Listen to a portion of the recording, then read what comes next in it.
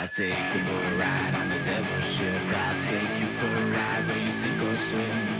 Now come with me and let this story begin. Joey, welcome back. It is. It's nice to be back. It's been too long. It has been a minute, and you live closer now, and you still don't come by. That's true. And honestly, Poseidon, I was like, oh, okay, I'll walk over, and then Poseidon was like, no, I'll pick you up. He's next to you. He lives right next to you. It was great. He was coming here anyway. Yeah. Before I forget, so in case you all don't know, if you're in Montreal, Tuesday, the 28th of November, headlining the Bordel Comedy Club is Joey Elias. First, I think, English headline there. That's not one of the, like, it's not a mic or anything like that. So right. It's a big deal. Yeah, it is. Because first of all, I love the club. I love the staff. I love the green room, which That's is, dude, it's a 4-bedroom apartment. Yeah. I don't understand. Like, you have such respectable comics that work there. None of them have squatted. No. You know what I mean? There is at least a dozen English comics that I know and can think of right off the top of my head. Oh my! They would have moved in. You know what I mean? They look homeless already. Why not just make it official? Yeah. You know what I mean? So I didn't know that. I thought maybe Rashid was the first guy. Baduri. Is he? But him, it was different. He had translate. It was like it was all like the French fans that came to watch in English. It's gonna be the first, like, it's an English, like, you're an English act, you're not a French act. Yeah. You're well, that's very cool. Now that I know that, I'm honored, and I hope everybody comes out. I love doing the full hour. Oh, and also there too. It's so because when you start off, you have certain goals. And one of them for me was I wanted to get a full hour that I was happy with. Not, because everybody starts off, goes, oh, I got an hour. Oh, it's not true. And you're like, oh, okay. How much of it is A material? How much of it is B? And how much of it is Z? Yeah, how much do you regret even attempting? Why did you even bring up that number is what the conversation should end with. Yeah. So once I got to the hour, and there's certain clubs that you headline across the country where the headliner does an hour. And I realized after doing, some of them, I did Rumors in Winnipeg and then Laugh Shop in Calgary. 58 minutes, that's my happy moment. I can tell my full story in 58 minutes. Yeah, me, anywhere between 50 and 50, sometimes like 56, I've had like good 56 minutes where I look, I'm like, oh shit, I went a little early, but it had everything I wanted to do. It's always around there, if I have time to do it. Right. French is it's kind of, you don't really see 45s if you're headlining. It's hours. Right. Sometimes they do fucking 2 hours, an hour and a half, like that. It's a whole production. I don't want to keep. What's the longest you've ever done in English? An hour 3. Okay. An hour 3, but it was too long. The reason why is just people were like, I had to stop after every joke. It was, sometimes you get that excited crowd where. No, I don't. Where you're not adding anything. I wasn't adding anything different. It's just that every joke took more time to set up because I would have to stop, let them calm down, and then continue. It was the only reason. But normally in the 50s, 56. Okay. Yeah. The longest I did was an hour and a half, but I took an intermission. Right, at a theater. I hate these fucking intermissions, and they do it in French a lot. I didn't mind it because I did, it was 40 and then 50. And for me, the whole flow is gone. And it was kind of different topics too. So I kind of did like 2 shows in one. And just because I wanted to, I had a costume change. Oh, shut the fuck up. Yeah, I just changed my shirt, mostly because of sweat. If you're going to do another 50 minutes, yeah, you could change. Yeah, I just went from, I remember I wore like a nice button down, nice pair of pants, and then a jacket over it. And then for the second half, it was just a T-shirt with the same pair of nice pants and whatever. But yeah, it felt like they're getting a different guy. Yeah, kind of. I mean, I should have shaved in between. That would have been funny. Just and different accent. Yeah, maybe dye the goatee. I'm his brother. Could you imagine? That'd be amazing. People would fall for it. There's always idiots. I've had people. I know one guy. I'll say his name. His name's Kent Taylor. He's a good guy. Mm-hmm. Kentos. We've golfed together and stuff. And one year, I hosted the Irishman of the Year breakfast at the not Evo. Yeah, the Evo. Ovo is where you go get pregnant right on to carry. Evo is the hotel. Yeah. Yeah. Right? Ovo is you go come. Is that what it's called? Yeah, the ovo is where you go jerk off in a jar. They make babies in a petri dish. Oh shit, Poseidon! How much do they pay for that? I know in the States it pays, but here it doesn't really pay. Oh, they don't respect our sperm. You know what it is? Taxes. Yeah, they take most of Yeah, they take the taxes right off. So sperm donation. How much pay? You honestly, you Google like a Canada, refugee. nothing. Okay, that Wow. they don't respect our It's sperm. at all. illegal to pay donors for semen in It's the U.S. illegal. In the U.S., the industry average is about $100 per donation. Can I just say how weird Quebec is? It's illegal to pay someone for their semen, but it's perfectly legal to pay someone to accept my semen. You know how crazy that is, That's bro? wild, yeah. well, I guess we know now that you can't finish. It's so crazy. They Right? flipped it on its head here. Oh, something I noticed I was going to talk about on 2 Drink Minimum, and I forgot. I forgot to write it down, and it just came in my head. Remember Algorithm Pharma? Mm-hmm. So now they have a different name. All pharma end All- up changing their name, right? Yeah, you know which one I'm talking about, Poseidon, on Beaumont? No. What's it called, sorry? Algorithm Pharma. They basically they do tests on you. You go in, you sign I up for heard various about it. tests. I remember when I was young in high school, I had a buddy who was always trying to get in, like try to lie about his age. He's like, "Are you a non-smoker between these ages?" And they would put these commercials. Many people that were down on their luck would do it and be like, "I'll risk AIDS. Like, let me get $700." Oh yeah, now it's called Alta Science. Anyways, it was past 6 o'clock. I was driving. I was going to the grocery store, and I saw inside on their like in the waiting room, I was just filled with immigrants. Nah. Filled with immigrants, Muslim immigrants just waiting. It's like, goddamn, what do they tell these people? Like they're using them as test bunnies because they're new to the country. Yeah. And they're like, it's fucking this medical stuff. But it's not all placebos. Some people get the placebos. Other people get something serious, but they're just tricking. What do they pay? When I was young, some stuff was like $700. Some stuff was like $1,800 for the weekend. They Come monitor your on. sleep. Listen, I get enough shit in my system that I'll kill off whatever they put in. Well, sometimes they don't even put anything in. Those were the good tests. They just want to, if you're like a smoker or a non-smoker between these ages, we want to monitor your sleep. Stuff like that. I can do that. Those are fine, but most of it is pills though. You know what I mean? It would be nice if you knew someone on the inside and you got a placebo every time. They wouldn't do it because it would fuck up the testing. You think Yeah, so? because no. 100% it would fuck up the testing. Yeah, because no pharmaceutical companies ever skewed numbers. No, they would, but not for Poseidon. They're like, Poseidon needs $500. Let's fuck up all this research for Poseidon. If anything, they're gonna research you for real. Oh, They'd shit. be like, what happens if we give this guy chlorine? Imagine like he becomes really talented. With chlorine, that's all he's missing. Yeah, Just to all of a clean up his sudden- system with chlorine. All of a God, sudden, he's got this beautiful voice.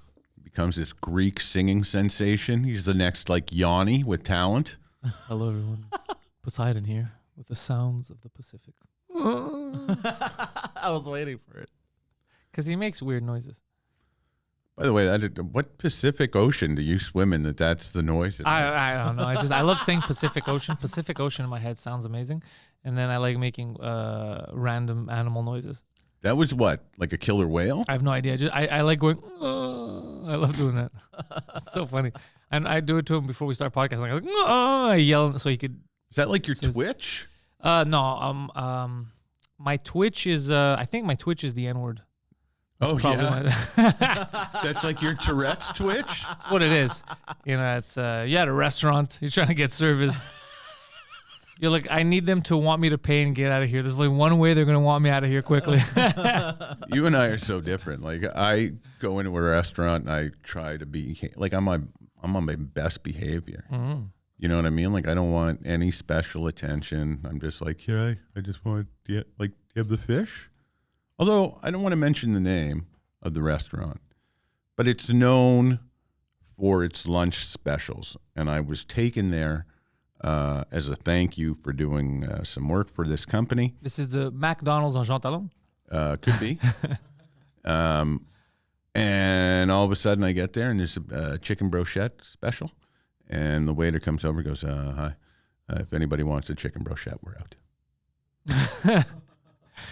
I like that. What? How can you be Out of the one thing that you're bragging promoting? about, yeah. Yeah, and it wasn't like I came in for the lunch special at like 4. You know, the gentleman that I was having lunch with eats lunch at a regular hour. Like we met at 12:30. And they were already out of the bro. So what did they have, by the way? It was like fish. That's what I ended up having. Were you happy about it? Did you want fish or no? But it was a good choice. It was a good fish, yeah. Yeah. What kind of fish? Halibut. I don't know what the fuck that is. It's some. It sounds like old people fish. Well, I am an old person. That's what I'm saying. You could have said salmon. I know what that is. You know what? I don't eat salmon. Only because when I started like losing weight and stuff on purpose, I ate salmon like once a week. Oh, now the taste just. And now I'll eat it once or twice a year, but I would eat it once a week. So now like I really have to crave it.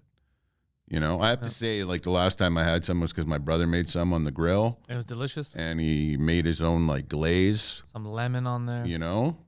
Yeah, it was delicious. But other than that, no, I like the whitefish.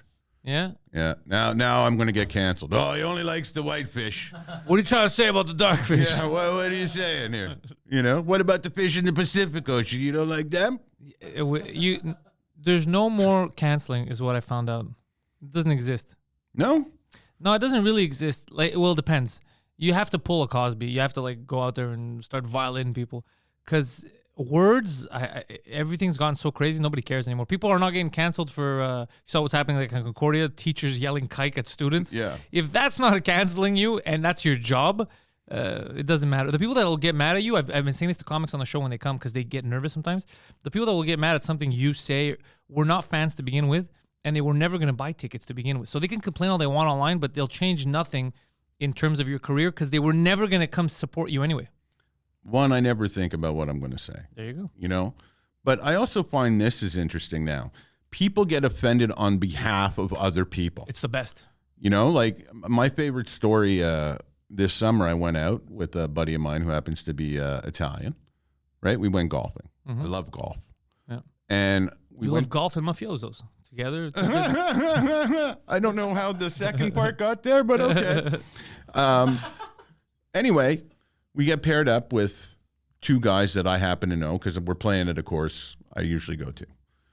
And because we know one another, there's a couple of ethnic jokes going on. You know, like I marked my ball, you know, with a toonie. Good. You know, and I was like, boys, it's the first time you're ever going to see, you know, like a Jew drop a quarter and not, you know, pick it up. Yeah, you know, and all that garbage and whatever. Anyway, one of the guys said something. And the Italian guy with me goes, listen, bro, not for anything, but I'm a little offended on behalf of my Jew friend here. But did that guy go like all out? Like you're No. like, it's the first time you see a Jew pig, and the guy's like, Hitler was right. Like, what did he say? No. Like, what? I don't even remember, but I literally was like, before we continue. Was it that bad though? No. It was nothing. It was benign. I was more offended that he referred to me as his Jew friend than whatever the fucking thing that guy said to me. Like, at least if you're going to be offended on behalf of somebody, could you double check, you know, that like, he's bothered. That person is actually mad about, like, if somebody was like, hey, man, do you want me to say something? Because are you offended? No, I'm not offended. Okay, I'm going to calm the hell down now. And if not, I'd be like, unleash the hounds. I love that it was benign, too. You're just standing there. He's like, whoa. It was probably the dumbest, you know, line in the world, or like something like, well, you're the proof not all Jews are smart, or something like that. Like, I know that. Yeah, I've been telling people for years. You know, I have report cards from Jew school that I can prove. You know, I'll show you my graduating class. Everybody is more successful than me. And golf, too, he could have found so much funny. He could have been like, Joey, can you do something about this weather? But also, like, he could have found such better jokes. But also for the rest of the day, that Italian guy, not a great golfer, fun guy to be around, great guy to be around. But we wrote him all day about how, listen, your dad was a gardener and here you are whacking the shit out of golf. You know, the grass is going further than the ball. I was like, oh, I don't know what you're doing, but you're letting your father down. You know, I was like, somewhere in heaven, there's a man with a single tear because you're shit at this game. You're destroying this course. And you know what? He wasn't offended. He lapped it up. That's what I mean. He was offended on behalf of or what he thought I was offended by. That's why I don't think he was offended. I think he's like, my friend just got hurt, but you weren't hurt. It happens a lot. Listen, we're in a business where if you don't have thick skin, get the fuck out now. Oh, You're going to get killed. No. Now that you live in Park X, you understand what I went through growing up. We say way worse things to each other, people that like each other, than any enemy could ever tell me. So I could care less. Nothing you could tell me even online is ever going to come close to what people that are supposed to care about me tell me. So my favorite moment about living in Park X was, you start to meet a couple of the local boys and you realize, wait a minute, this guy is one of the people that Pantelis was talking about in one of his early jokes. And now I'm sitting across from this fucking nice guy, but now in my head, he's the punchline, right? So I'm trying to keep a straight face. If you've never seen Pantelis do stand-up, like if you've only seen him on the podcast, everything and everyone he mentions is true. I have seen them. I have met them. Most still live there. Yep. Yeah. And they all hang out at the same place I do. Yeah. So I don't know what that says about me, but... But that must have been so funny for you to start hearing people talking. You're like, Jesus Christ, they weren't made up. These people exist. Yeah. I honestly thought when you referred to a place as the Kit Kat, I expected some kind of New York underground, velvet covered couches. Yeah. It's a fucking dep. Yeah, it's a corner store that still sells hot dogs. Do they still sell hot dogs? Oh man, do they? And that was the best place to just grab a hot dog. And you could grab your dep stuff and a hot dog. You know what? It's a nice place to hang out sometimes. It used to be a very nice place to hang out. It might still be. I have no idea. It's a great place to hang out because you get the coffee in the back and everybody's friendly. They always got, you would love it because they always have Greek soccer on. Yeah, I know. It's I'm watching at home. I don't go in when it's a serious game because I don't know enough about that league or those teams. Yelling at you. And some of these old men, you sit there, you see them, they're gambling on it. I don't want to interfere on that. And they yell like they. Do you remember the problem at next doors was at one point he's like, if you old men keep yelling, I'm gonna stop playing the games for you guys because they were just going crazy. Like you're sitting there like, fuck you, no you fuck you, no you fuck you. And one time I remember I walked in because I used to go watch my games there a lot, and I walked in. This was so funny. So there's I guess there's a fan club of one of the teams here in Montreal. Remember PAOK? Yeah. So there's a fan club of PAOK, I guess. And they had went there to watch the game. But for some reason, when they went there to watch the game of their team, they had brought their team's flag and they had put it under the TV, this and that. Normally when I go watch my team, I won't bring paraphernalia for public. I'll be wearing something, but I'm not going to wear it. So I walked in and I see that they're all there and I look at the flag and I go, holy shit, when did this become a gay bar? Right. And they were so upset that I thought they would laugh or whatever. But then the guy who owned it at the time came and told me, he's like, they're very mad. One of those guys is losing his shit. And I'm like, so tell him to come tell me. He's not mad enough to start shit with you. He goes, but he's visibly, and he's telling everyone, he is furious that you called him gay. And I was like, well, why does he have that flag up? And then that just started even more. People were getting very upset. Yeah. Wow. It's amazing what triggered people. Dude, it's the dumbest things. I think somebody asked me once, what triggers me? And I think what triggers me is people that have trigger words. Yeah. You know what I mean? I've seen some shit in my life. I've been through shit in my life. But it's not like, you say the word, kiwi, and I start to cry because you didn't know that my mother tragically died in a car accident where, Kiwis were involved. Where, she was smothered by crates of kiwis when the fucking truck opened and that and then all of a sudden I'm like, It happens. Yeah. I didn't know. Not only I can't take words personally. I honestly I only care about intent. The sounds that you're making with your mouth. I don't give a fuck. Yeah, I guess because there's let's say fuck for example, right? In French it means the seal. Yeah. They're meaningless. It's the intent behind it. It's not the word that's gonna bother me. I want to know what you have. I'll be offended if somebody's trying to kill me physically. Right. Not if someone's like, I'll fucking kill you. I don't give a shit. Yeah, if I was offended every time somebody told me that they wanted to kill me or I'm going to kill you, jeez, I wouldn't be able to do this job. Well, like I said, you got to have thick skin. for two reasons. One, the words don't hurt. And two, if they actually go through with it, they'll have a hard time stabbing you. Yeah, oh, that's why I got thick skin. That's the only reason why I have any type of a gut. I'm waiting for a stabbing where it's like you missed every artery, but you helped me lose some weight. Thank you, dog. I think if I got stabbed, they would like, oh, you do have a spleen. Oh, yeah. You know, like I think that they'd be doing a service. Yeah? Yeah. I'm not advocating like come stab me because I'm missing a spleen. I know where all my arteries are. I'll let you know when I need a good stabbing. I have no idea where anything is. Me neither. I don't know. I didn't. I mean, I knew by, 15 that what I wanted to do, you weren't going to teach me in a regular school. So in grade 10, when I somehow ended up in the science stream, and I'm in chemistry and physics, my teacher, great guy, who's also our basketball coach, Mr. Lochte. I loved when they had 2 jobs for teachers. Well, he was great because he was passionate about the sports. Like he played goalie. I only reconnected with him years after I graduated. Sadly, he got in touch with me as he was dying.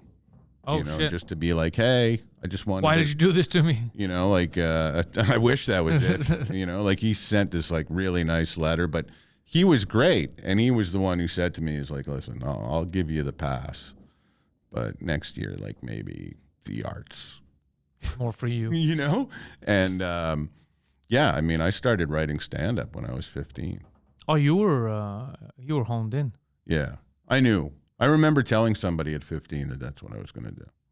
Must have been, because I think now the good thing is that you could kind of self-produce. That's the advantage of being a comic now. If you're good, you could kind of do things on your own. You don't need a club. You don't need to get past.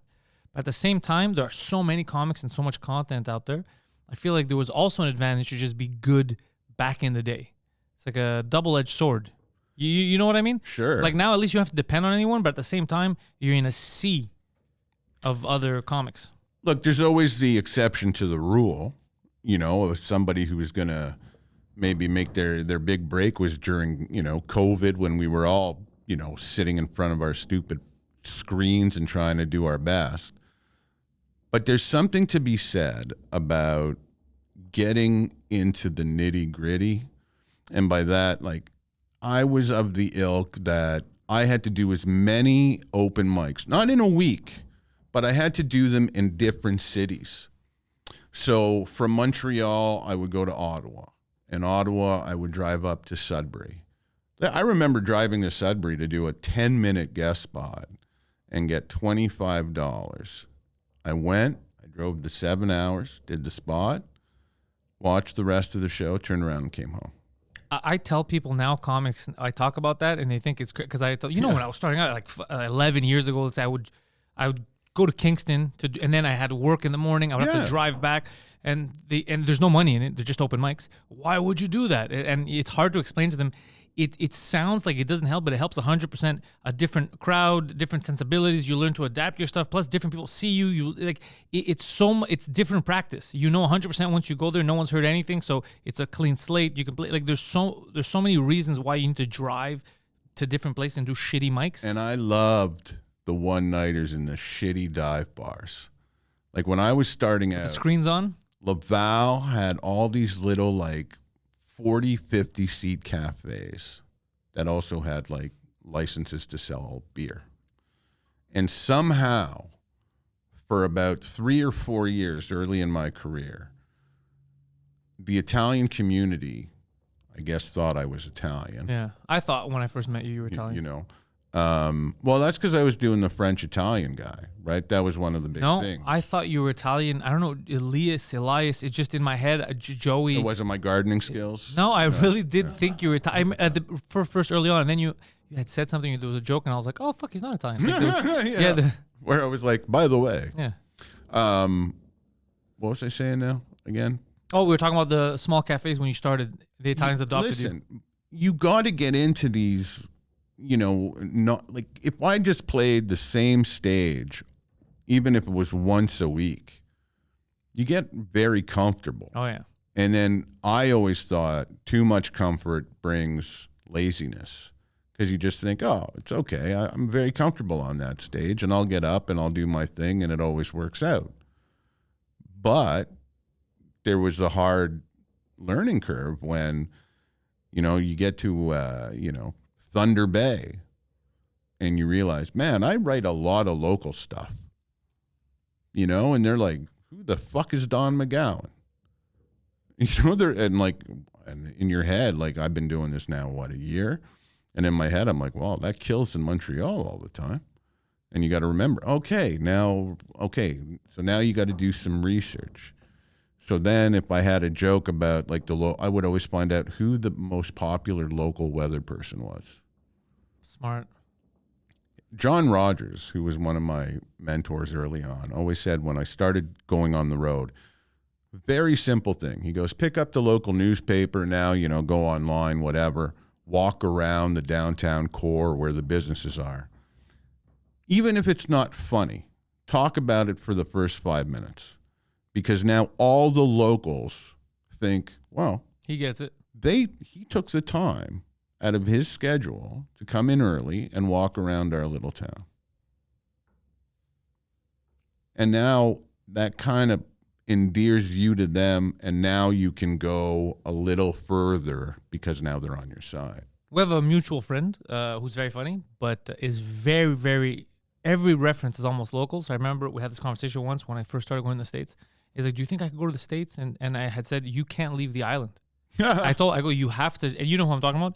Very, very funny. Now he's starting doing it in French because I told him if you're going to do these references, at least stay in Quebec. But I remember having a conversation, said, you can't leave the island because even Toronto will not laugh because every reference you have, sometimes they're so local, I won't even get them. I'll be like, what the fuck is that? Like, you have to kind of expand and generalize a bit. And it was not a point of content, but I remember for years the argument, he's like, no, I think I could. And then he had done a show a little bit further out and no one got it. Right. And I was like, huh?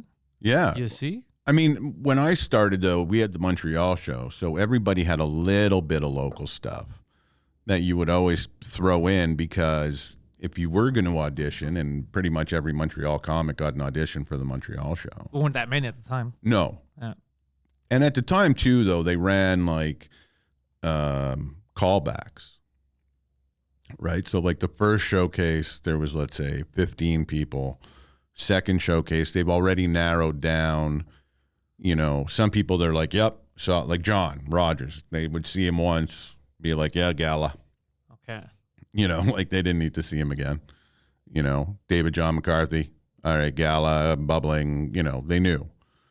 But for like the newcomers, for myself and Barry Julian, David Acker, Martha Chavez, Barry, just other, who was Scotty Falconbridge, all those people, we tried to get into that Montreal show. So we always had a little bit of the local stuff.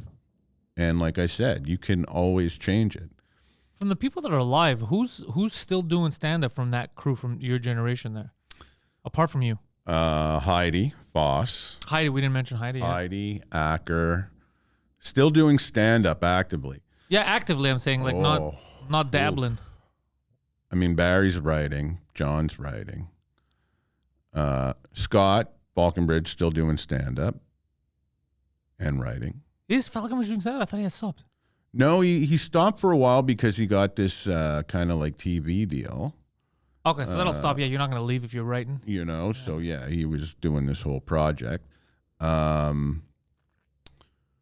Sylvain Larocque. Oh, Sylvain, I see him a lot. Yeah. So the only guys really, I mean, DJ passed away.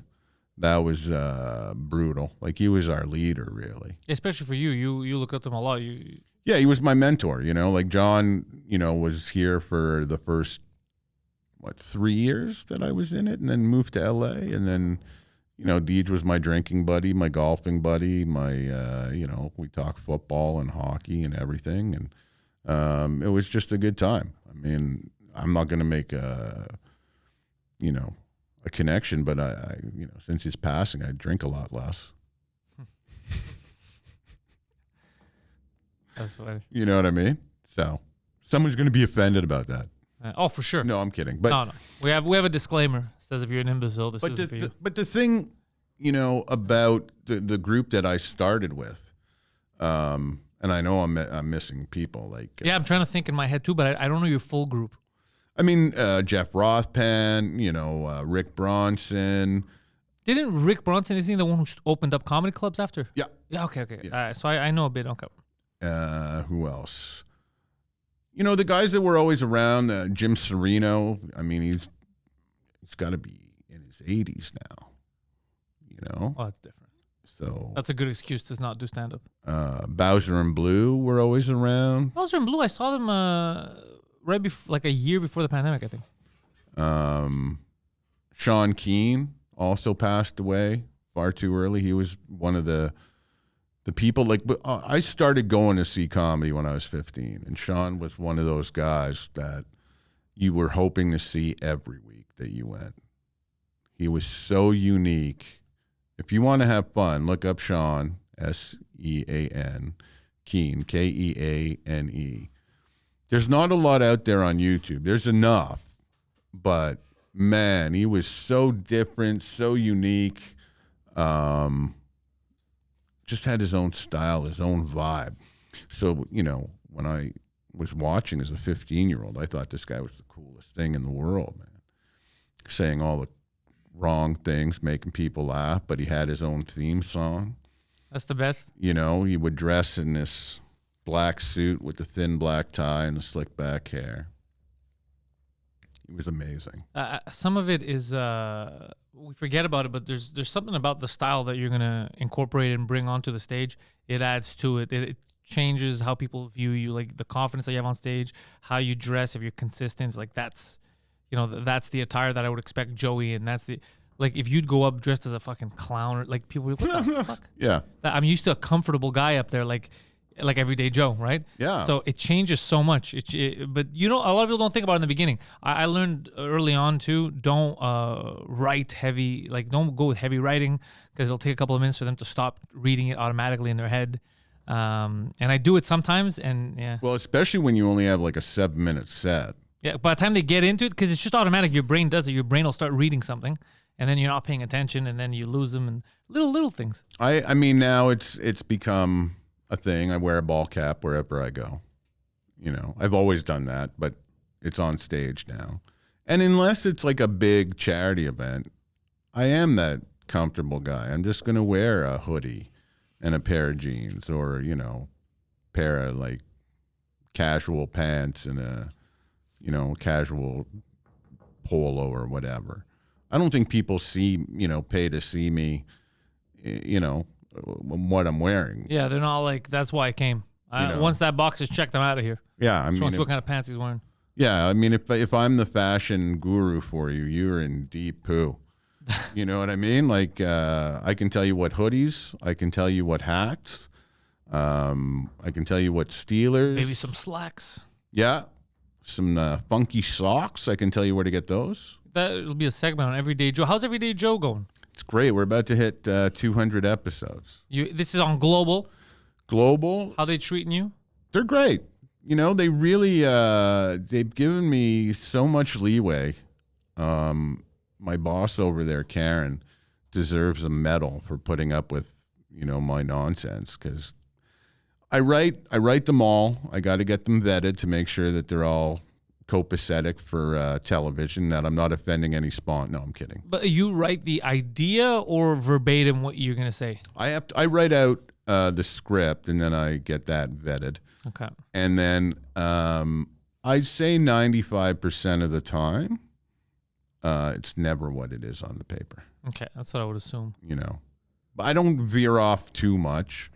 I've ad-libbed a couple here or there just because on the moment, you're like, oh, I should say this because this is right behind me, or something like that. So it airs Sunday night at the news, evening news, late news, and then again Monday morning with the morning show there. Okay, and the segments are how long? They're about 2 to 2.5 minutes long, and how many do you make? How many do you guys pre-record and then you're ready to go? We do one a week. One a week. So Yeah. it's that same one you recorded, then a few days later it's already Yeah. on the air. Yeah, just so we keep it fresh. Yeah.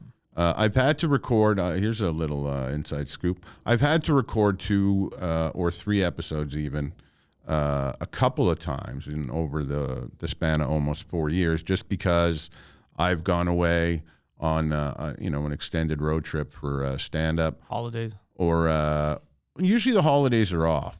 But sometimes my cameraman that I work with, David Siddell, who is a genius, like he makes everything look good, sometimes he gets hired through, these, what do you call them, like work conventions? You go look for jobs. Oh, yeah.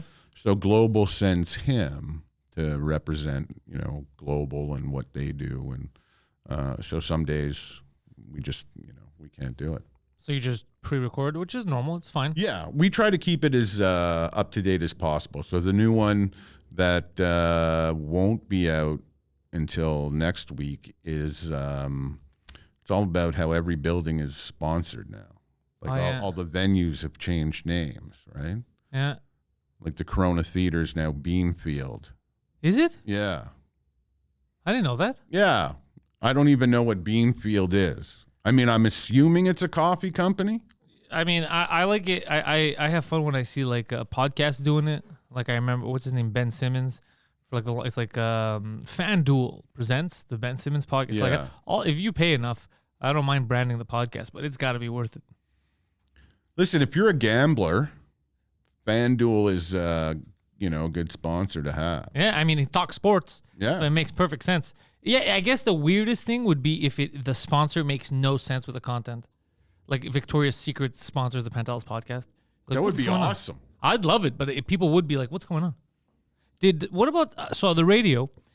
You had a great run. You had the best comedy show on the radio, or even thanks. comedy related. Actually, you're still the better show on the radio for years. And then, as we know, everything changed in Montreal radio in English. Everyone either left or got fired, and downsizing, and the content kind of became shitty. What about? I've been telling you for years. What about taking that and just turning it into a regular podcast? More and more now, I think just because I'm, as I get older and as I listen to more podcasts of, different, the weird thing is I don't listen to a lot of comedy podcasts. Makes sense. And like, if I'm one of those guys that if you want to talk about the art of comedy and writing and callbacks and how you can, form a joke or a story, I'm your guy. If you want to sit there and talk to me about podcasts, I have no clue. I listen to the Monday Morning Podcast with Bill Burr. Love him. And then I listen to the new Ben Roethlisberger podcast. I didn't know that Big Ben has a podcast. Brother, as a fellow Steeler fan, this guy is awesome. He's so brutally honest when he's talking about this team. About statutory rape. Yeah. Like seriously, he's like called out Kenny Pickett. He's called. Is he good on the mic? Yeah. Oh shit! Okay. Like he doesn't hold back. He's called out Canada, saying that the entire nation. He's like, I like that. He's like Byron Leftwich should be the next offensive coordinator. Get him in now before another team steals him. He's like, he doesn't hold back. It's great. And then the other one that Is it weekly? Yeah. And then the other one that I listen to all the time is Alan Alda. And so a mix of this, I just want to kind of put all my ducks in a row now, and I've actually started doing this. Instead of talking about them, I'm actually doing it. I just want to get 10 guests to confirm with me, And then do a season? Yeah. But I want them to be from all walks of life. They don't necessarily have to be from Montreal. I'd like to promote good Canadian talent. I always try to. I always try to promote local talent. But I think there's, bigger names out there that I'd like to get. There are way bigger names out there. So, and I mean, I'm trying to be realistic. It's like, yeah, would I love to be, interviewing Barack Obama? Sure. That'd be great. That's a great way to start a podcast. Just ask, David Letterman and Netflix. It's a great way, That show sucks. But I mean, there's so many athletes I would love to sit down athletes with. you can get. Athletes are easier to get. Yeah, I mean, I'm lucky enough because I still dabble in the sports radio world. And I was friends with so many of the former Montreal Canadiens of my generation. I was very lucky to know them, and I still keep in touch with some of them. They'll come on. Athletes are good for that. Yeah, and I mean, they always want to tell their story to, the city where, like, because I'm based in Montreal, I'm not saying it's going to be Montreal heavy, but if you went out and you got somebody that was a fan favorite, like we'll throw it Saku Koivu, Montreal captain, great in the community. I think that people from everywhere that were Saku fans, whether it was here, Anaheim, or Finland, anybody who has benefited from the donation that he made to the Montreal General in terms of cancer, they would want to hear this. Yeah. I want to talk to him because I find him to be a very fascinating individual. You know who I want to hear from? Chris Chelios. Man, that is a good interview if you get that. I should read. Poseidon, can you start working on that? Let's work on getting Chris Chelios, even if it's remote. He's a fellow Greek guy like yourself. And he's a lunatic. That's why I love him. I've heard, growing up, I heard so many good Chris Chelios stories. Well, during the playoffs, ESPN had him on the panel, and he was fantastic. You know what I mean? Because, again, played as long as he did. You don't, become that kind of athlete and play that long because you're going to lose speed. So you got to be smart. You got to know exactly where to be and play. Like that guy obviously made so tough. Oh, I remember him hitting people and just getting clobbered and being like, whatever. But that was also back in the day where, I was at games where bench clearing brawls were happening. What do you think of that guy that got his throat slit? Oh, I didn't see the video.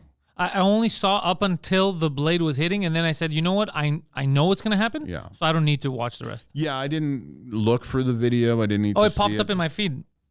Twitter, baby. But I'm old enough to remember Clint Malarchuk. Was that the goalie? Yeah. When he was scrambling around? Yeah. But they saved him. They did because if you can look this up because nobody died, thankfully. And not to promote another podcast, but Chris Nyland, the Knuckles podcast. I like Chris Nyland. Promote it all you want. Yeah, Knuckles just had Clint Malarchuk on as a guest. Oh, shit. Very nice. And of course, after Adam, was it Adam Johnson? It was something Johnson. But, again, I understand like all these professionals think that they're invincible because they're at a certain level. But they did the same thing with helmets. They did the same thing for goalies and neck protectors after Clint Malarchuk. Also, that puck, man. If somebody takes a slap shot Trent and just McCleary. hits you right in the neck, Trent McCleary. done. Right? From the Montreal Canadiens. He took a shot right in the esophagus. He wasn't trying to block it with his esophagus. That's super And dangerous. if he was, good job. You But made it. literally, he had to he was gasping for air, skated himself to the bench, and by then, now retired Dr. Mulder was waiting for him, and they had to give him a tracheotomy on the spot. What's a tracheotomy? Sorry. Basically, they make a hole They right stab there. right there Damn. so that air could come out. Yeah. Oh. Because they crushed his larynx or something like that. Are you think right now the neck protectors? I think they're doable because with the technology that they have now, it could just be part of the undershirt and it comes up here. It doesn't need to be something that's dangling. The other thing I never understood was, remember that 1 year, maybe. I'm saying for the blades. Yeah, but even it was maybe about 10, I'm going to say 10, 15 years ago even. There was a slew of NHLers that had their Achilles sliced in the corner by skates. And then there was a company that came out and were making socks, hockey socks, that the blade could not cut through. And I thought, well, every team should just get this. Yeah. And I haven't heard anything about it in a long time. And I thought, well, what's the problem? And again, you had people that didn't want visors. They're all wearing visors now. After the Brian Berard lose your eye, It's a sport where even I play ball hockey on Saturdays. I can't see, some people wear just the little safety goggles and get hit in the face. I wear a full visor, the helmet covers everything. It's my job, right? It's my face. Yeah. And even if it's not, let's say you're playing in that league and you're a doctor. someone hits you with a fucking stick, takes your eye. It's so stupid. Just wear the full fucking thing. Yeah, I don't see the problem. No, I don't see what you gain. You know, nobody's there to see us, our hair flow as we run down the right wing. Even though that was cool. It was, man. Yeah, but then it got too dangerous. You know, but Guy Lafleur had that hair, man. Like some people were just blessed with hair. Because, you know, he did wear a helmet when he first came up. I think he wore a helmet for about under 10 games. There's actually pictures of him with a helmet. And then he said, fuck it. And then he was like, you know what? I don't like it. I'm not like these pussies. I don't feel. No, he just didn't feel comfortable. Yeah. It was, when I was growing up, I didn't have hockey gloves. So it took me a while to get used to wearing gonks. I couldn't hold the stick properly. Right. Fuck, how do you guys play with these? And then now I can't play without them. Well, again, and even the, you know, like even my friends that used to play in the NHL, they used to have their gloves custom fit, and they would, especially the fighters back in the day. They were lower? They would cut them shorter so that if they got into the fight, it was easier to get them off. But that's very dangerous when the blade's coming at you. Not even the blade. Slashes. Yeah. You know? So, I mean, I only played goalie once in my life in ice hockey. Was it terrifying? Yeah, because all I was worried about was, you know, when you would go down to make a save, all of a sudden there was like a little space between the bottom of your pant and the beginning of the pad, and you're like, yeah, I have the shittiest luck. That's what's going to get fucking drilled there. You know, and that's what normally happens. When I get hit, when I'm trying to block shots, I get hit where there's no fucking padding. Yeah, it's always the way. I remember playing ball hockey with Just for Laughs, and I went to block a shot by Freddy James. I'll just say the name. I still remember. Yeah, he injured my wrist a few, I think 2 months ago. Still, eh? He's a goon. Yeah, he slashed me I bet you out of the play. His things cut down, eh? Yeah, He's he could drop him. He's a filthy player. I love Freddie.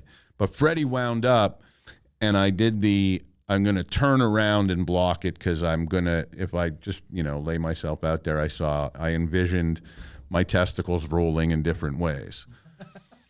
I took it in the back of the knee. And, you know, it stung. Like right where the fold is? Yeah. Oh. I think I appreciate the singular fold. Where the folds are, sir. You know, maybe back in the day, you know. I woke up the next morning. I was with my ex-girlfriend at the time. And I said, I don't know what I did, but I can't bend my knee.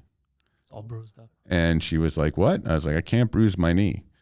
And I stood up and I, you know, dropped trowel. And the front looked fine. And then she turned around and went, oh my God. Purple, it was, yellow, whatever. She took like a picture of it. And I was like, I think we're going to amputate my leg. Like it looked like it was just from being held together with blue duct tape. That's exactly what it looked like. It was terrifying. And, you know, I call my cousin. He's a doctor, and I send him the picture. And he's like, Jesus Christ, you know, like he was like, what the fuck did you do? And I tell him, he's like, all right, just ice for now. Ice and Advil, you know? And thankfully the swelling went down and the color came back. But he said, like, if it doesn't go down in like, you know, 2 days, then you probably broke something inside. Oh, yeah, busted. One time, I think it was a blood vessel that got busted, so I thought it was worse. But there's not much you can do. I will say most comics don't do well with health issues. Oh, yeah. Right? We all have had a major health scare in our life, even though it's just been a hangnail. Yeah, I'm pretty tough. It's just that because of, like, I don't take anything serious, sometimes it gets to the level where it's like, what do you do? Go to the fucking hospital. And then that's when it gets bad. It's like, why would you not come to the hospital? Look, I thought it was normal. Yeah. I didn't take things seriously until, you know, literally my doctor. The heart. Well, my doctor said, like, you're morbidly obese. You know, and I was in my early 30s. I was like, what is this? What are you fucking, what is it, roast? You know, I literally said, he goes, you know, and I did this as a joke, but it's true. He goes, you're morbidly obese. And Your mother's a whore. He just gets mad. No, I just said to him, I go, you're fucking ugly. Yeah, there you go. You know, and I said, look, I don't need the extra adjective. I understand what obese means the same way you understand what ugly is. Is there a difference between morbidly? Is that why they say it, or they just want to fuck with you? I don't. Well, I was. No, but is there a reason? Like, Yeah, because you probably, closer to death? yeah, you're probably killing off oxygen to your brain. And Defining obesity. Okay. Individuals are usually considered morbidly obese if their weight is more than 80 to 100 pounds above their ideal body weight. Hold on, stop. Their ideal body weight. That's stupid. So it's what I would like to be? No. No, that's according to that stupid BMI thing, right? Yeah. So if you pass... What should I weigh? How tall are you? Your height 6'2". and everything?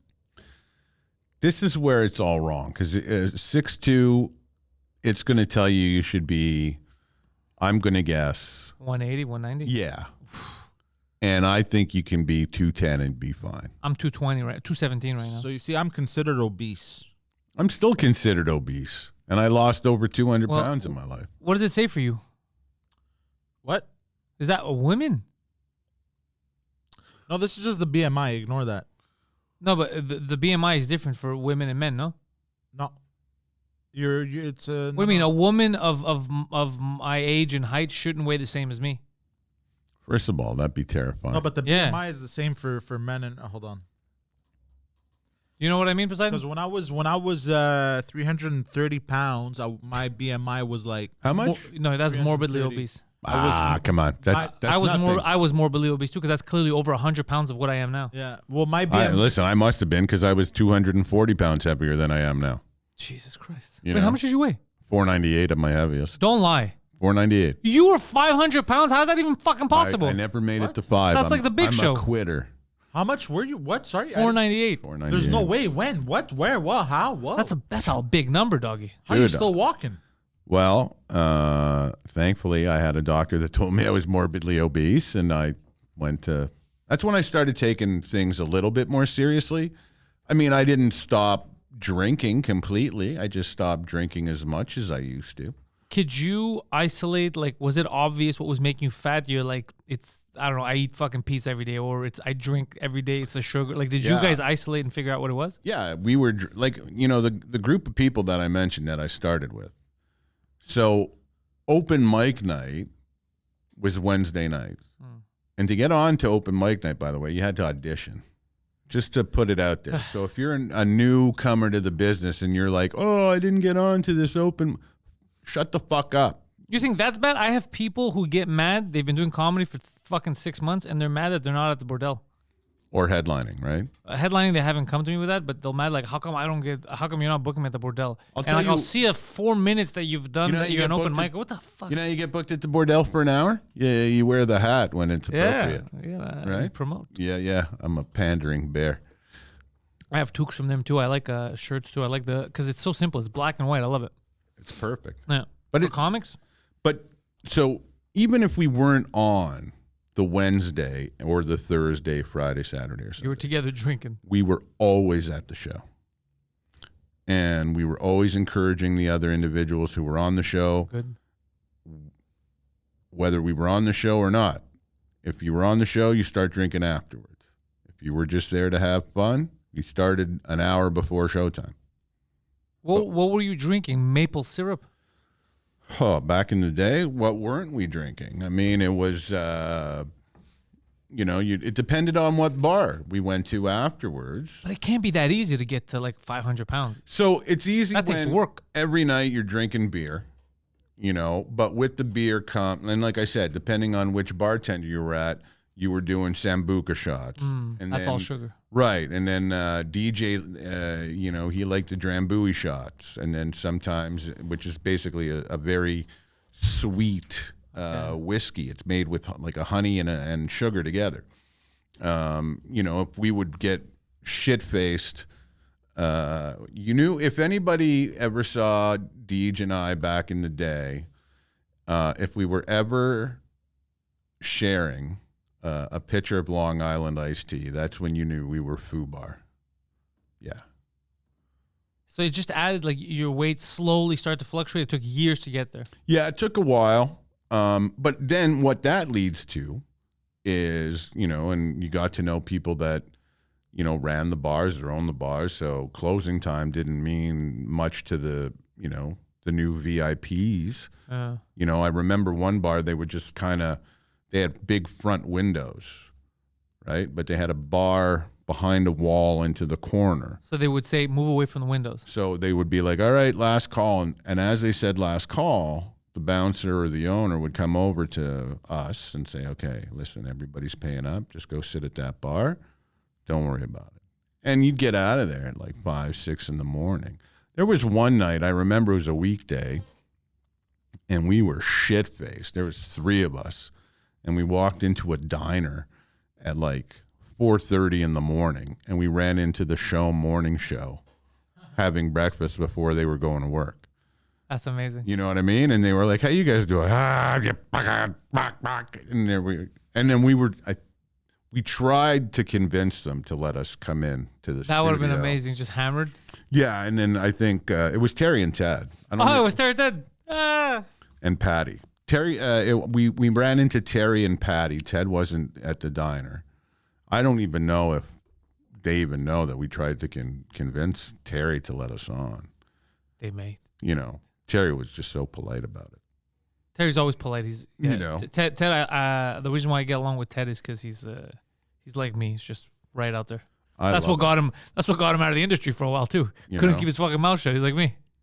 Yeah, but it's admirable, right? Yeah, that's why I like him. You know, there are moments where I get mad at myself because I do. You know, I'll sit in a meeting in the corporate world and I don't open my mouth up. But in real life, I do. You know, I open my mouth up to people on the fucking bus that are racist. Like, I watched a woman call a bus driver names, like, and the bus driver gets off. What kind of names? Oh, racist names. Oh, it was my mom. Right? Anyway. She's like you. She'll go crazy. It's nothing to do with her. She's in the back. She sees some kind of injustice. God damn. You know, he knows how my mom is. It's the devil. The second she sees an injustice, she's like, what are you doing? No. I don't know. Which is dangerous because she's an old lady now. But Yeah. she can't keep it. I don't know what it is about just it's like blatant racism. Like, this woman just got on the bus, you know, didn't even attempt to pay or swipe her Opus or Okay, that was whatever. his mom. Yeah. And and the bus driver was like, oh, madame, and then she starts in with the, you know. So he gets off the bus. He just gives up. He's like, I don't work here anymore. No, he said, I'm not, je travaille, you know, until you get off the bus, I'm not working. I don't like that shit either. Either throw her off or bring everyone. You know, anyway, now she's standing, she's still yelling and screaming. Everybody's like, oh, they're on their phones, you know, texting their parents about, I'm going to be late. And I just pipe up. I was like, hey, madame. And I pulled out my phone. And because I do take public transport, I have that app. And I say to her, I go, look, the same bus is going to be here in 7 minutes. Get off the bus. You're holding everybody hostage. Just get the fuck off. She starts yelling and screaming at me. Her son. She had people with her. Yeah, he starts in. He stands right in my face. And again, maybe 20 years ago, 5 years ago, you know, I probably would have stood up and headbutted that kid. But now cooler heads prevailed. You know? And now just because I'm like, you know what? Who's going to benefit from this? Me? No, because fuckhead here is going to call the cops. Yeah. And then nobody who didn't open up their mouth to racist lady. So she this is what shocks me is this was like it was not even race related. No. It was about her not wanting to pay. Yeah. And then she's like, you know what? This is my chance. Yeah. Yeah. She was waiting that whole time just to spew it. But whatever. Good for her. She got her true feelings heard. That's so weird. I just wanted to get home, you know. Like, I had just finished, I think, a shift at the radio station. I was tired. You know, I was cranky. I hadn't eaten yet. My sugars were low. And this fucking crazy lady, I was like, come on, lady. I got an NCIS episode I want to watch. My mom keeps doing that. She keep like whether it's either she's the one who talks and she's a little lady, so I'm always nervous, but she can't stand it. Even one time she got into a whole thing with a pregnant woman. Like the pregnant woman didn't have a seat. And the young kid wasn't. It was like the typical young guy not getting up, just staring at her.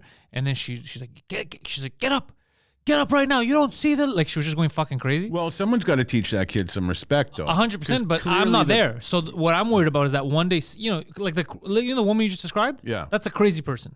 Yes. So if my mom, if it's a crazy person, they might attack her. You know what I mean? Like that's what always worries me. But you can't stop her. She feels, she senses injustice in the Matrix.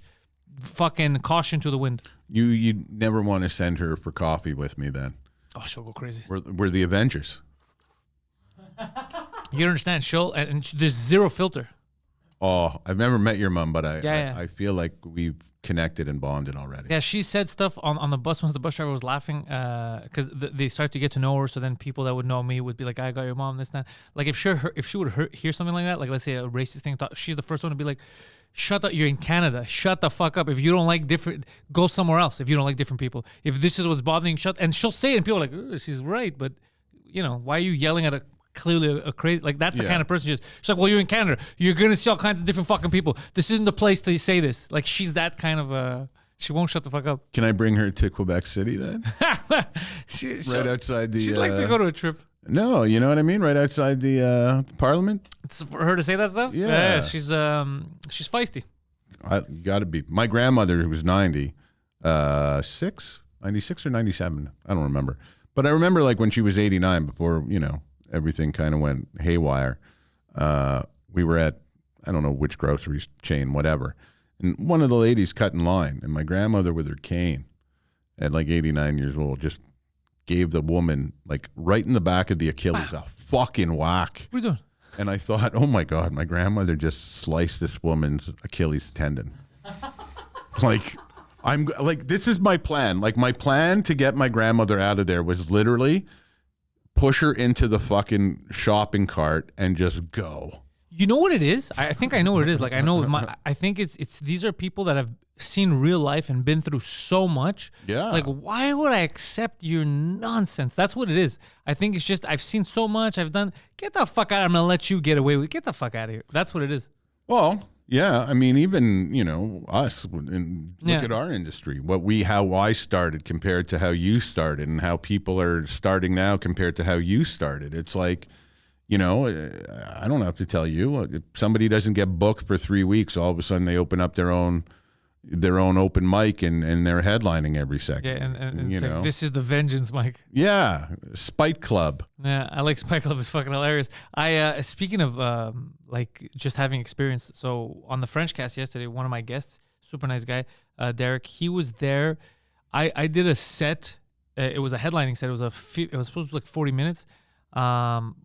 Complete bomb. It never clicked with the audience from the beginning to end. No one believes. They think I'm exaggerating, but he was here to prove. Like I even asked him. He goes, no, I was there. I was hosting. He never had, like they hated it. He said something that was sarcastic, but I guess they didn't take it. He goes as sarcasm, and the whole night was ruined. So it was 40 minutes of bombing, right? Bad bombing. People getting up, walking out, all that stuff. But I kept it together. I was like, they paid me. I'm a pro. I never looked nervous, even though it was like, this is silence. How is this guy not affected by it? And he said, he's like, dude, that was like the thing that shows like experience. Yeah. He came 15 minutes in, 18 minutes in. He came to stand next to the stage because he's like, there's no way he's going to want to leave. But he's like, dude, I was watching and I was like, how the fuck? He goes, is he keeping it together? This is fucking crazy. Like normally you'd be like, you were like, no, you were full into the character. You were doing your thing or whatever. Like, you're like, no, fuck you people. Yeah. You're not winning. You know what? That's the best. I remember, not having great sets. Especially when you start off. What are you going to do, run away? And I remember, I'm like, okay, I'm like 4 minutes in and I got like another fucking 12. And you're like, well, I'm just going to eat it because I never wanted to be that person that 2 jokes in bailed. We have a mutual acquaintance, which I'll name after the show. You're going to guess who it is. Years ago, used to book a lot of shit shows. Booked me somewhere that I didn't want to do, but then I did as a favor, and then I was like, what am I doing? And then I even told him, I go, this is going to suck. This is, you basically, they paid us. It was a club, a nightclub, but it wasn't open. It was just for like a birthday party for someone. Oh, God. And that sounds horrible. It was awful. But and he's like, no, don't worry, I'm going to host. I'm going to go do 20 minutes. They're going to get into it. I was like, dude, they don't even want us. Like, they're going to get mad when you stop everything to talk because they're just having a good time. So he goes, like, I'm going to do 20 minutes, whatever. Dude, barely did 7. And almost ran off the stage. Like, all right, here's Pantelis. I was like, you motherfucker. And I was the young one. He was the older one, right? So then I did my time, like, and I just started yelling at the crowd. I go, it's this guy's birthday. Like, I know you don't want me here, but the guy paid for us. It's his fucking birthday. Yeah. Do him a solid. Come around, sit, enjoy the fucking night. The guy wanted me to be here. That's why he fucking paid. And then they start to rally, but it still sucked. People did not want to be there. It was horrible.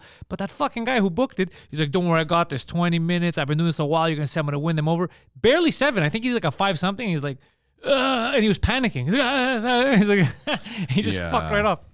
No, that wouldn't fly, man. I was so pissed. I go, you son of a bitch. What are you doing? Back in the day, that guy would have had to buy us like a lot of drinks. For making us all work harder. It was rough. You know what I mean? You do sets like that. All it does is it shapes you. That's why I tell you, don't be scared. Young comics, shit rooms, or especially if you're young, you have to do the shit rooms. You have to do the empty rooms. You have to do the rooms where there's just comedians and you're just testing. I still go to open mics. Like Sundays, I'm at the 3rd floor. Sometimes I'll go for 3 minutes to talk. Just, there's this idea came in my head. Sometimes it's a 3-minute set, but I'll be there for 15, just fucking around on something. It's just, you have to practice. And sometimes it's just comics. Sometimes there's 2 people. It's a Sunday night open mic. Right. But I still do it. Yeah. I mean, I still go to some open mics here and there. You got to learn. You're never too old to learn something. If you think you know it all in this business, I don't care how long you're in it, you're going to learn something new every day. If you give a shit. The fear of bombing is what I try to get off people. I go, this is so normal. And sometimes you can't even control. Like sometimes you go in, there's 2 people that don't give a fuck. Obviously, it's going to be a bomb. But sometimes there's a full audience. They're excited. You're in there. You're like, I'm hot. I'm going to do this. And you still bomb. Those are the best. Where you have to adapt on the fly. You're like, I don't know. What am I doing wrong? You need those. Because then later on, nothing will phase you. You'll be able to adapt quicker. If you've never faced a serious bomb where you don't know where it's coming from, if you've never faced a serious bomb, you're the best comic I've ever seen. I've never heard of anyone not bombing though. But bombing is so lonely, man. Oh yeah. It is the worst. And there are occasions where I don't even know the comic, on stage, and they're bombing and it hurts. Always. I get embarrassed by association. So for me, if I'm seeing it happen, in my head, I'm you and I'm just dying. But on the flip side, I've been in green rooms where I've gone on later in the show or last, and people have come into the green room and we've been like, hey, how's the show? And they're like, oh, they're terrible. Yeah. There's an awful crowd. And you don't want to say like, well, I've never seen you be funny. Why is tonight the night? And then somebody else comes in and goes, yeah, they're not great. And then I'll go out and I have a good set, and somebody be like, how were they? I'm like, I heard they were awful, but they're really good. And then I love watching the faces of the people that said that they were so bad, kind of like, oh, maybe I do have to blame myself. I did to one of our mutual friends at the Nest one time years ago, where this person, I don't want to give too much away, but I'll tell you, but essentially it was the crowd, and I was like, it doesn't feel like it's the crowd. And then I went on, and it was the opposite. It went great. And then the first thing I said when I said their name, and I go, I don't think it's them. And it was just silence in the green room. But sometimes you got to, you know what? That's a good silence, because you got to put some of these people on blast sometimes. And you knew, like, because I was hearing the jokes, I was like, this isn't good. Like, I knew it couldn't have just been the audience. So then I went on and you got to read the room. Like, there's sometimes, like, I watch some of the new guys come out, and I get it. Sometimes you only have 5 minutes, whatever. But there's people that I've seen, on the scene for 2-3 years that I know have more than just 7 minutes. And, you get into a room and it's maybe a little bit older than you thought. Like, maybe you get hired for an office party, and you walk in, you think, well, everybody should be in their 40s. 30s, 40s. But they're young kids. Or you walk in and like, holy fuck, they're all in their 50s, 60s, maybe their 70s. Do you think they know and want to hear 7 minutes about your fucking TikTok? No. I'm 51. I don't give a shit about your TikTok. If they're older, right away, you got to start talking about how these immigrants are stealing our jobs. You know what I mean? Like, maybe that's what I'm going to do at all my office parties this Christmas. How funny would that be? And then someone in the back's like, yeah. And you're like, God damn, you're not supposed to agree. Except that's the boss. Yeah. Right. And you're like, you're not supposed to agree, sir. You're not supposed to agree. I'm going somewhere with this. And then, no, but it's just, I don't know. I think if you're not critical of yourself and you don't take like a good, hard, honest look at yourself, you're not like, how far can you go with just constantly surrounding yourself with yes people? It's so fun to make fun of yourself. Dude, it's the best. It's the best, like, best icebreaker in the world is you just make fun of yourself. About the way you look, the way you're acting, your voice, whatever. As soon as people know that you can take a joke about yourself, now everything's open. Yeah. Game on. So. And before we go, I follow you everywhere. Yeah. But you're mostly, I started following you mostly for Twitter. Yeah. But Instagram, are you ever active on Instagram? Sometimes. It's very, very rare. Yeah. I'll get going on that. I like Twitter though. That's my favorite place to follow people because that's where everyone that I know, like comics, they'll write the funniest stuff, or I'll get their opinion on something. I'll get a good. Honestly, right now, some of the opinions from comics are just, it's an interesting time we're living in right now, and I think everybody needs a laugh. We didn't talk about it, but I'm upset. I mentioned online, I am upset when comics are like, I got to take a stand. I'm taking a side on this. Don't take a side. Don't take a side. If you want to be a comic, you have to be able to shit on everyone. And the second you take a side, now you just locked yourself in.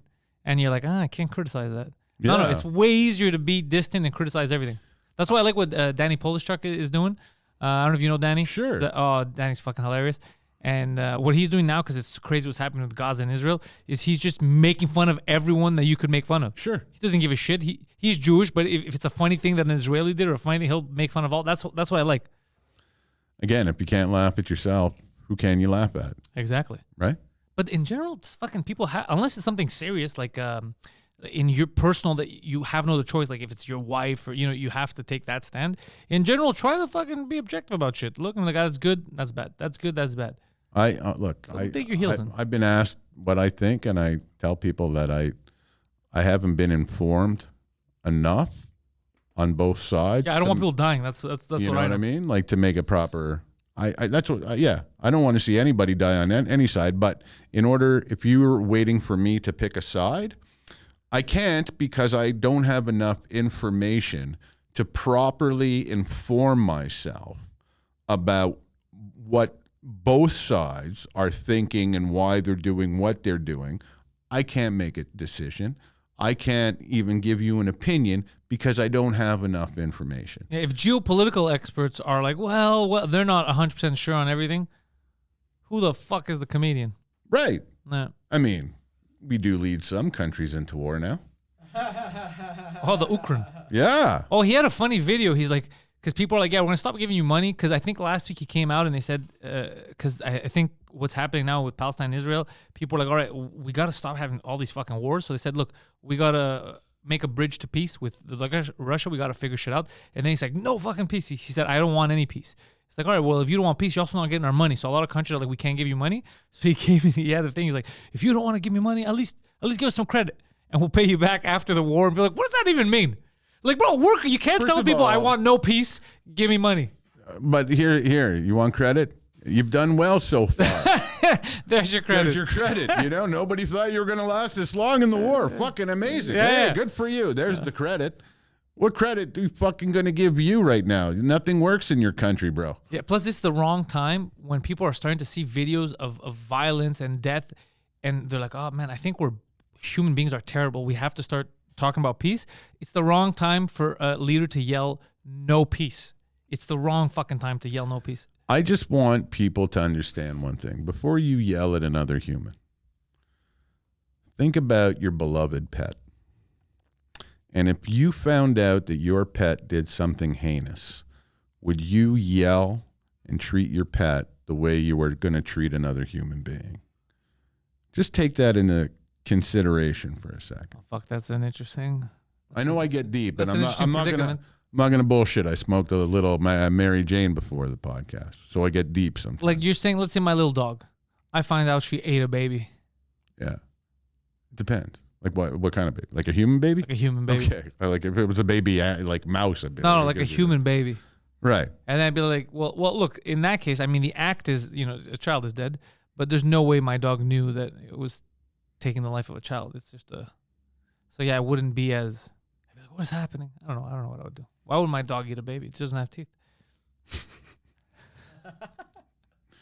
Well, because the skin's so soft. Let's say my dog robbed a liquor store. As long as it robbed the right stuff, never going to punish that. I mean, I wouldn't yell. I'd be like, "What are you doing, robbing the liquor store?" I'd be like, how did you get involved in street gangs? I would have been like, you know me for how long, and you bring home rum, you dumb fucking puppy. Yeah, you're an abusive parent. You know. Oh, before we go, Who likes vodka? Daddy does. Guess who's not getting fucking dinner tonight, the dumb pup. The dump. I went down a rabbit hole last night. Uh-oh. This is so stupid. I don't know how I got into it, but I was looking at Montreal. I want to see Montreal rap videos. Oh, no. Am I in one? No, someone said Okay. I'm in one. That's how it happened. Someone, 2 Drink Minimum, commented and said, I just saw Pantelis in a rap video, and I was like, well, I never did a rap video. So then I was looking at Montreal rap videos, and I was seeing people, and then I was like, oh, that's it. Like, what neighborhood is this? I was trying to find out. So then I would Google their name, and there's this one guy I found, and it was like, AKA, and it had his real name. And then he was in like the newspapers, is like gang affiliate, and this guy raps about this, and they had like all the Journal de Montréal had all the gangs, what they're called, what their alias are, their people's street names. Like, let's say it's like Big P. Actually, it has their real names and who they're beefing with and what song is out. I go, are they exposing or are they promoting? Like, what is? It's such a weird fucking. And like, these guys have beef with these guys, and it was like a high school thing. But this was the Montreal newspapers putting that out. But maybe it's leading up to a big musical of like West Side Story Montreal version. But that's the other thing is that they're turning it into a musical. This hatred. So wait, hold on. I want to know what music video you were a part of. Me, I don't know. I asked the guy. He didn't. Bye maybe he bye, commented. Lone Cowboy. Maybe he'll comment. That's now, not rap. It would be funny if it's like I hope I wasn't in a video that I forgot about, because that's not that funny. What would be funnier is if they have me like a clip, like let's say of the podcast, and they're like, these fucking bitches on the internet like Pantelis, like that. I would fucking love that shit. What if, I know this happened to a couple other comics back in the day, but there were, I don't know if they were just rappers, but DJs that sampled music while using jokes. Oh, that would be amazing. If they just sample like the podcast or You jokes. know what I mean? Oh, Like that'd be amazing. late Greg Giraldo, I remember somebody used something of his in a song, and it was big on the college campuses. Whether it was a good song or it was because everybody was a Giraldo fan, I'm not sure of. But he made a lot of money off that. Oh, there's something cool about that. Yeah. I'm gonna figure it out. The new song drops. They're putting pigeon shit in our food. Oh yeah, because he had a meltdown on one of the. Who's that? Him. He had a meltdown. It was like Alex Jones level meltdown. Remember when Alex Jones freaked out when he was saying they're making the frogs gay? And do you remember that? And it was all over the internet because they were taking the clips like, they're making the fucking frogs gay. And everyone was making fun of him. But it's so funny because then years later, when we found out what he was talking about, he was actually 1,000% right. Actual journalists, it was in NBC. They were putting stuff in the fucking water that was changing the DNA of these animals. They were losing their genetic org. It was great. So he was 100% right, but the way he fucking said it made him seem like a lunatic. So that clip was everywhere. So if you make fun of Alex Jones online now, people often reference gay frogs. It's like a frog Right. with a gay flag because him screaming. That's hilarious. They're making I've the never fucking heard frog. of that. Oh, it's so funny. I used to share funny clips like that. They're making the frogs gay, and he would go crazy. And so he had a meltdown on the Intellectuals a few weeks ago. He had a meltdown because he found out he found out like fast food, like what's in it, like how he didn't know about like in hot dogs, like the extra meat, like the raccoon meat and the anus of fucking pigs and all that shit. So when he found out, it was the first time. What do they call it? The what is it? Not the entrails, but all that disgusting. Yeah. So he didn't know, so he started losing his life. Like how? And then when he found out that Tim Hortons, some sandwiches or soups or whatever have some traces of like pigeon meat or Pigeon shit sandwiches. feces. He started losing his like, how do you pigeon get shit it sandwiches? on a Is that what you just sandwich? said? Yeah, pigeon shit sandwich. Oh, there he is. Yeah, Poseidon, put Are the we gonna volume. get taken down or? We'll play a few seconds so we can hear it. Okay. Hold on. That just said. I don't like them putting chemicals in the water that turn the friggin' frogs gay. Do you understand that? Turn the friggin' frogs gay. This crap gay. Frogs, friggin' frogs. It's not funny. I'm gonna say it real slow for you. Gay. It's amazing. I've never seen anybody get this upset about the gender of an amphibian. But that's so his thing was actually that in this case because we all made fun of him. Okay, it was so much. We all made fun of him. So then when there was a whole thing about it when the reports came out from actual journalists and we're like, holy shit, all his stuff was real, but the way he expresses himself is so retarded. He could tell me water's good for me, but he can say it in a way that I'm gonna doubt it. That's his thing. Is some people they can't control their emotions. He's the anti-salesman. Yes, that's what he's the anti-salesman. It's like the car is amazing, but he can sell it to you the wrong way, and you're like, I don't know if I fucking want this car. This is crazy. So the frogs gay thing was he was accurate. It's just the way he was describing it. It wasn't that the frogs were gay. Is that technically the frogs? I guess they were making them trans. If you want to get technical about it, but it was Are they now they frogs? Oh, dude, now it fucked up the whole ecosystem. No, but it actually fucked up the whole ecosystem. What we do, it's not me and you. The way they play with science and the way they fuck with our health is criminal. It's borderline satanic, the shit they're doing to us. One of the worst things, and they always tell you to do this, is one of the things when you start losing weight, they're like, read the label. Yeah. One of the worst things you can do is read the label. That's what got me to lose weight. You know what I mean? Because if you read, even if you think it's healthy, still, there's a couple of things, and you go by the old rule, like if you can't pronounce it, don't eat it. You can't pronounce anything. I started Googling certain stuff, carcinogens. I was like, what the fuck is in this? Yeah. And it helped me lose weight because then it was easier for me to cut certain stuff off because I would think of it as poison. Right. As I still smoke. But that's a hard addiction. He still smokes. He tried quitting 47 times. It's very difficult. Dude, it's awful. It's not easy. No, you know what? Oh, I've never tried what the problem is? It's also a cool addiction. Like you look cool doing it. You don't look cool doing heroin. You've never looked You cool. look pathetic doing heroin. Well, no one's out there being like, yeah, hey, look over here. No one's out there doing that. It's in secret. No, I'm going to hit my vein like you've never seen anybody hit a vein before, bruh. But That's what I want to hear. There is a heroin crisis. Cocaine's back. Did you see that? And people are dying, too, because of the fentanyl. The fentanyl, yeah. Fuck. Listen, man, marijuana is just the way to go.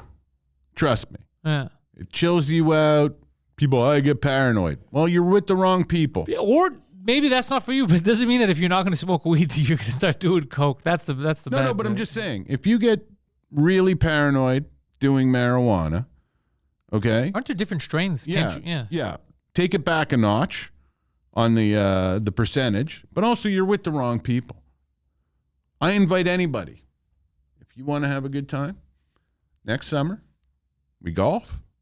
I will bring. Everybody's just chill, peaceful. That's the way golf should be. It's like, why are you paranoid every time you smoke weed? I'm surrounded by organized crime. It's just a bunch of criminals. I'm scared someone's going to rob me. Do you know do you keep bringing up the organized crime? Because at one point in my life, maybe, this goes about just over 10 years ago now. I was living in a nice place, apartment building, and there was this particular girl who, despite the fact that I had a girlfriend, wouldn't take no for an answer. Hot? Yeah. Ah, boy. And one night, I guess, she snuck her way in past the security guy. Oh, she didn't live there? No. And started knocking on my door. She knew the door, too. Yeah, pounding on my door. And I opened the door, and I was like, listen, I'm going to give you about 60 seconds to turn around, but I'm going to call the cops, you fucking lunatic. Oh. You know? I closed the door, and she starts pounding on the, fuck you and all your mobster friends. And I'm like, perfect. Now everybody in my, like, everybody thinks that you're peddling, yeah. Well, already, people on that floor that I lived on were like, what does this guy do? Like, He doesn't even know that the frogs are gay. Like, I didn't. Yeah. But like some days I was leaving at like, 8 o'clock in the morning in a pair of sweatpants and a hoodie because I'm doing radio. And then the next night I'm out in a 3-piece suit and I'm leaving at 7 o'clock with my hair slicked back because I got a corporate show. So they were like, this guy definitely fucking kills people. Yeah, and then she was yelling that. Yeah. What happened to her? Did the... What happened? What happened? Well, it ended my relationship because I ended up. Banging her? Yeah, I caved. God damn it. I caved. She must have sucked a mean dick. Jesus I know. Christ, Poseidon. I never admitted that to anybody, by the way. This is a podcast for You first. know? Yeah. But I'm not proud of it. But, shit happens in the past. And I tried to apologize to my ex. She wouldn't have any of it. And, yeah. Tell her about the gay frogs. Joey Elias, all Buddy, the this links is so much fun. are in the description. This was a great episode. We've built this prison cell 'cause we can't trust ourselves.